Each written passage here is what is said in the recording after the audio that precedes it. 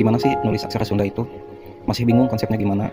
Oke, saya jelasin pakai cara yang paling mudah. Kalian tahu aksara Arab atau aksara hijaiyah?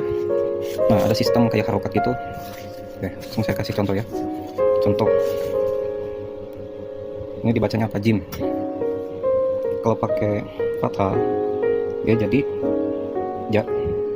Kalau pakai kasroh, dia jadi ji. Kalau pakai doma, dia jadi juk. Kalau pakai sukun, dia jadi aj. Ya, contoh nulis badan, maka ditulisnya pertama ba dan akan kayak gitu. Nah, aksara Sunda dia cuman bedanya udah ada bunyi a bawaan. Jadi bunyi k, k, ga, nga, ca, ja, nyata ini bukan sekedar hanya nama huruf kayak misal ini namanya huruf B, tapi dia diperlakukan kalau nulis bebek gak akan kayak gini kan. Ini dibacanya jadi BBK, B K kalau secara ejaan, tapi nulis bebek itu harus pakai E K, bebek. Nah, di aksara Sunda dia karena udah punya huruf A bawaan, jadi kalau mau nulis kakak ya, kalian tinggal cari huruf K mana K.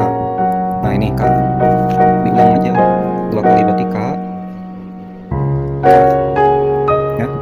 Jadi udah gak usah nambahin lagi huruf A karena dia udah ada A bawaan.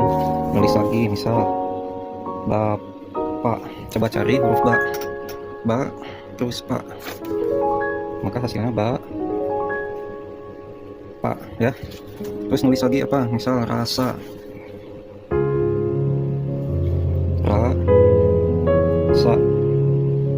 udah gitu aja A, karena semua udah ada huruf A bawaan ya. Jadi gak usah nambahin lagi huruf A lagi.